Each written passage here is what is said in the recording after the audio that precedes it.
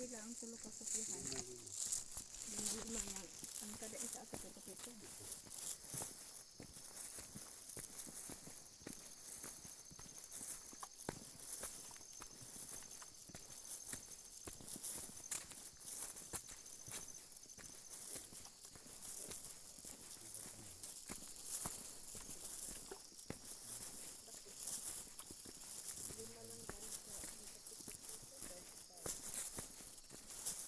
Tanawa lang ang sikakilid na mga bulak.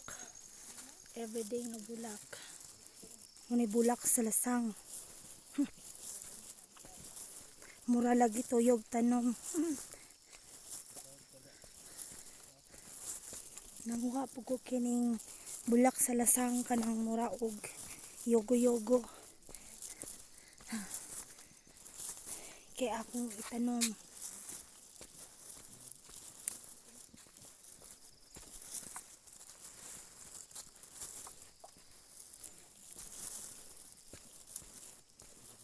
Dayo pa kayo mong baktason.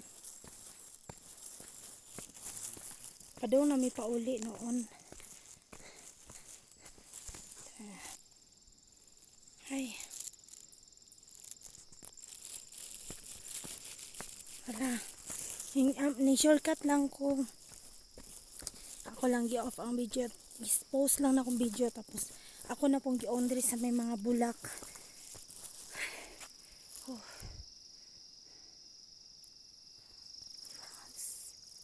Muna ang atong agian puhon. Dili ta pwede mag saba-saba diri kung manglakaw ta. Kay kung naside lang jud mo kung unsa kalayo. Pero wanay problema pag padung na ta pauli sa kalinan kay puro na pababa ang dalan.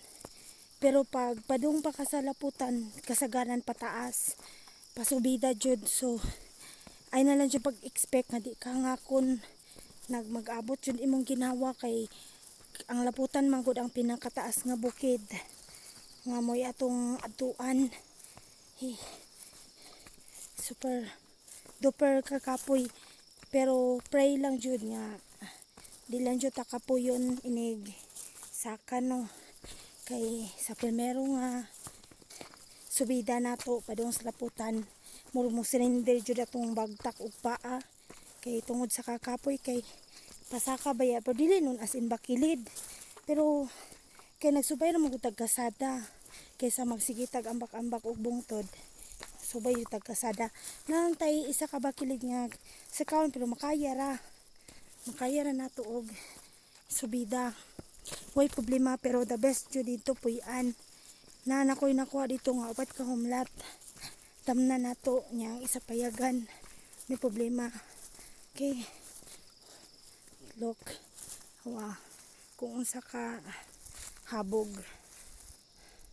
di jud mo pwede magkiniat diri kung mo agi mo kay paskang habugaw pila na ka feet, siguro 50 feet ang gilad mo ana. Kanang laluman na pa yung mga pinutol magkasangit-sangit pa yung kadiya abot kadit aya ka mabot sa ubos mura siya sapa na siya. Dura ang duha sweet kayo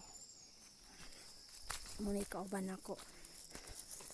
Look, tanawa lang nyo diri mga wildflowers, tanawa ang yahang itsura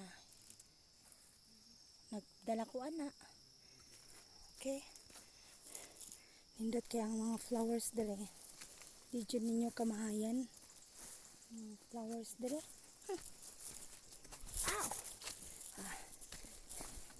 So guys, dili sa ako taman sa akong pag video kay ang akong battery 10% na lang jud.